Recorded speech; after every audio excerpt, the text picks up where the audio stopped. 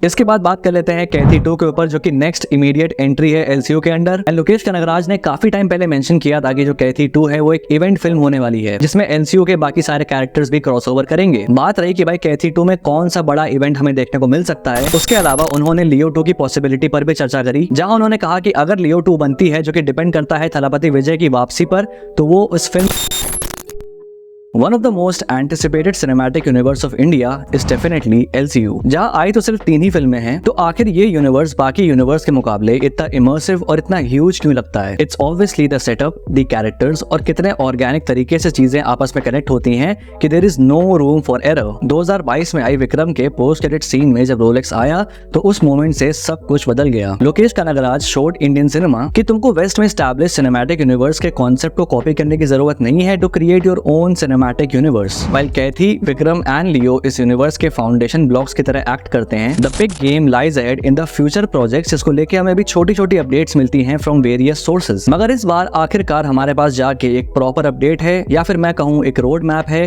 From the creator himself Lokesh Kanagaraj. जहाँ नीलम social नाम के एक चैनल पे लोकेश कनगराज ने कुगाई नाम के एक 90 मिनट्स की फिल्म मेकिंग मास्टर क्लास में डिस्कशन किया, और साथ ही साथ एमसीयू को लेकर अपने आने वाले 5 साल के रोड मैप को हमारे सामने रखा, और साथ ही साथ कुछ ऐसे प्रोजेक्ट्स पर भी बात करी जो कि एलसीयू का हिस्सा नहीं है बल्कि स्टैंड अलोन है। और इसी रोड मैप और प्रोजेक्ट्स के बारे में हम आज इस वीडियो में डिस्कस करेंगे, और इस रोड मैप को लेकर हर एक डिटेल तुमको बताएंगे, और अगर कोई थ्योरीज बनती हैं तो उस पर भी डिस्कशन करेंगे, because it was about time कि एक डेडिकेटेड वीडियो एलसीयू पे आया हो जिसका तुमको सबसे ज्यादा इस चैनल पे इंतजार रहता है। तो मजा आने वाली है, वीडियो के एंड तक बने रहना। शुरू करते हैं, stay tuned.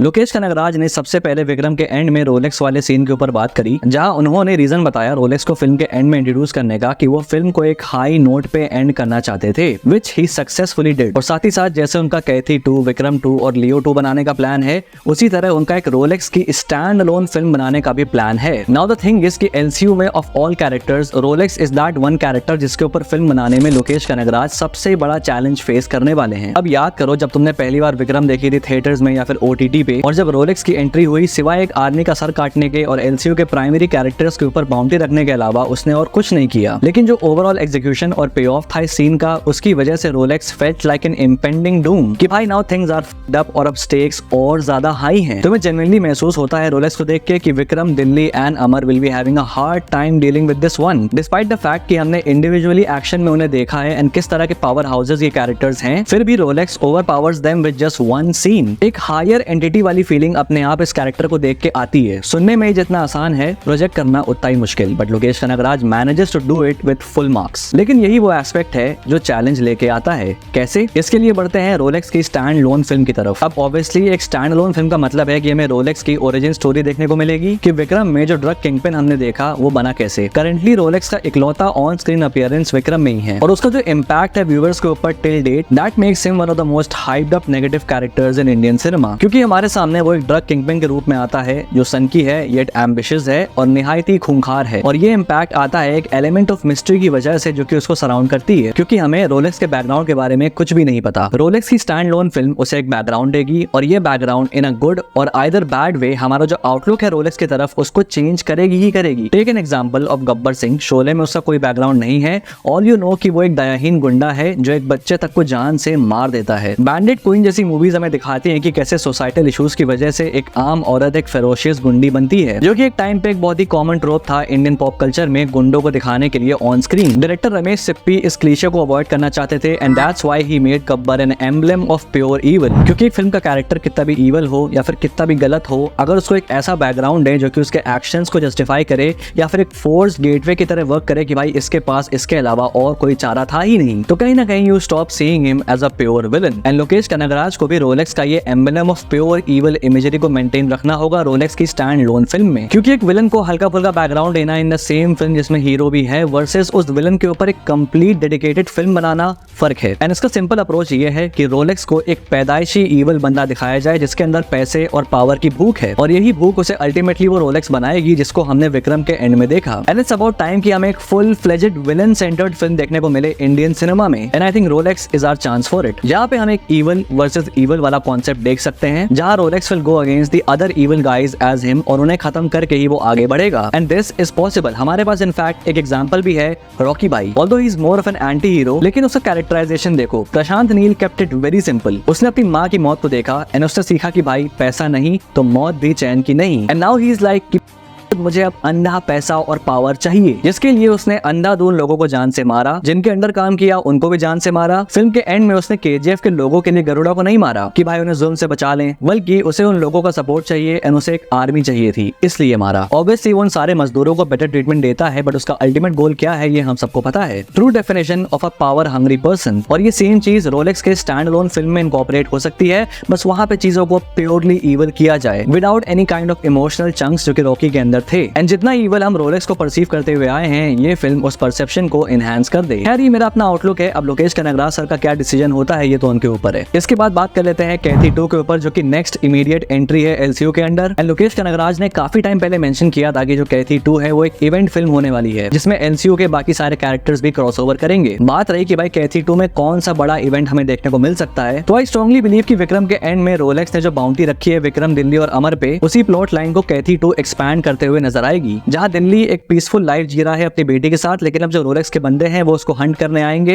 And now Dilli is on the run. और रोलेक्स से लोगों से निपटने के लिए ही विल नीड सम असिस्टेंस, जहां Vikram will join the game. And इसी पॉइंट पे विक्रम जो है वो दिल्ली को अपने ड्रग फ्री सोसाइटी वाले इनिशिएटिव में भी इंक्लूड कर सकता है। एंड साइड बाय साइड इसी फिल्म में हमें दिल्ली के पास्ट के बारे में भी पता चलेगा। बाकी एक और कैमियो कैथी 2 के अंदर जिसको लेके एक बहुत ही स्ट्रॉन्ग बज है, और वो है थलापति विजय एज लियो, जिसमें टोटल 3 पॉसिबिलिटीज है, क्योंकि हमें ये बात कंसिडर करनी पड़ेगी कि थलापति विजय 2026 में फिल्म मेकिंग क्विट कर रहे हैं and Thalapathy 69 will be his last film project before elections। उनकी वापसी वो एक अलग टॉपिक है, बट फॉर श्योर इलेक्शंस और उसके कुछ साल बाद ही will definitely be off grid। तो सबसे पहले पॉसिबिलिटी ये है कि लियो के एंड में जो लियो और विक्रम की बात होती है वो हमें इस बार कैथी 2 में एक डिफरेंट पर्सपेक्टिव से देखने को मिलेगी, क्योंकि एक न्यूज के अकॉर्डिंग कैथी 2 में थलापति विजय का सिर्फ वॉइस ओवर हमें देखने को मिलेगा एज अ कैमियो। दूसरा, थलापति 69 की शूटिंग करते वक्त थलापति विजय अपना लियो वाला कैमियो कैथी 2 में शूट कर सकते हैं, बिकॉज ये दोनों ही फिल्में 2025 में शूट होने वाली हैं। इस तरह से उनका एक फिजिकल कैमियो इस फिल्म में इंक्लूड हो सकता है। जो थर्ड पॉसिबिलिटी है वो मैं तुम्हें अभी आगे बताऊंगा। फिर उसके बाद लोकेश कनगराज ने रिवील किया कि वो एक पीक एलसीयू फिल्म बनाएंगे, जिसमें लोकेश कनगराज यूनिवर्स के सारे कैरेक्टर्स इन्वॉल्व होंगे, या इन शॉर्ट हम कहें the end game of LCU, जहां सारे कैरेक्टर्स टीम अप करेंगे to defeat the ultimate big bad Rolex. अब मुझे लोकेश कनगराज का एक पुराना स्टेटमेंट याद है, जिसमें उन्होंने कहा था कि जो विक्रम 2 है वो एलसीयू का एंड गेम होगी। तो माइट भी एक पॉसिबिलिटी है कि विक्रम 2 ही वो पीक एलसीयू फिल्म हो या फिर ना हो। उसके अलावा उन्होंने लियो 2 की पॉसिबिलिटी पर भी चर्चा करी, जहां उन्होंने कहा कि अगर लियो 2 बनती है, जो कि डिपेंड करता है थलापति विजय की वापसी पर, तो वो उस फिल्म का नाम पार्थिबन रखेंगे, which makes things a lot more interesting. And also इस टाइटल से मुझे ऐसा लगता है कि हमें इस फिल्म में 2 चीजें देखने को मिलेंगी। एक तो कैसे लियो ने पार्थिबन की आइडेंटिटी बना के अपनी इस नई लाइफ को शुरू किया, एंड दूसरा कि कैसे पार्थिबन की उसकी एक नई आइडेंटिटी उसके लिए एक नए आर्क को सेटअप करेगी, और वो है विक्रम के ड्रग फ्री सोसाइटी के इनिशिएटिव में ज्वाइन होना। एंड इन अ वे लियो के पूरे आर्क को ये फिल्म क्लोजर देगी एंड टोटली पार्थिबन और उसके नए आर्क पे फोकस करेगी। जहां मेरी वो थर्ड पॉसिबिलिटी आती है कि भाई कैथी 2 में लियो का जो कैमियो होगा वो शायद लियो 2 को सेटअप करे। इसके अलावा लोकेश कनगराज ने ये भी कंफर्म किया है कि उनके प्रोडक्शन हाउस के अंडर बनने वाली बेंज, जिसमें राघव लॉरेंस हमें नजर आएंगे, वो भी एलसीयू में इंक्लूड होगी। उसके बाद उन्होंने थोड़ा सा आउटसाइड ऑफ एलसीयू के बारे में बात करी और फिर से ये बात कही कि भाई कूली जो है वो एक स्टैंड अलोन फिल्म होगी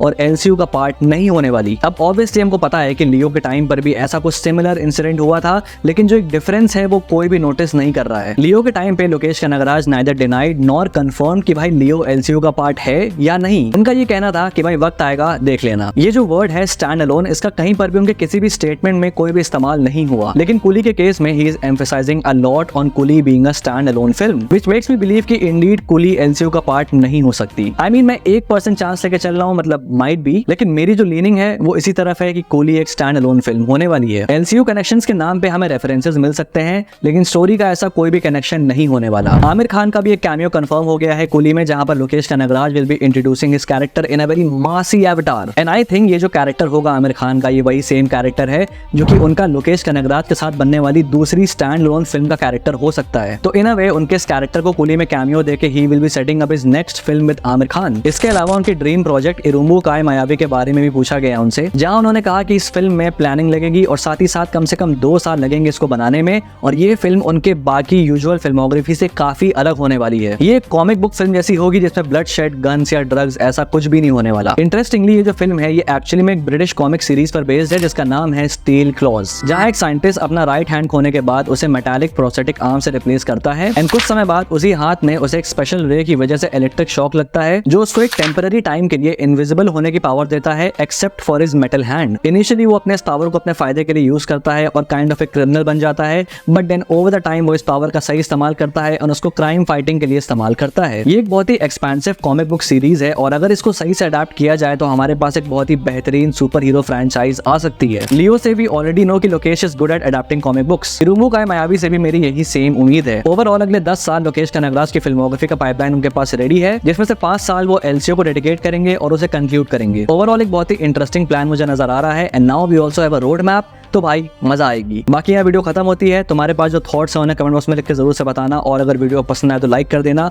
और अगर पहली बार यहाँ पे आए हो तो सब्सक्राइब करना मत भूलना ऐसी और वीडियोस के लिए। Till then this is a pop culture signing off. Will see you guys in the next video and thanks for watching.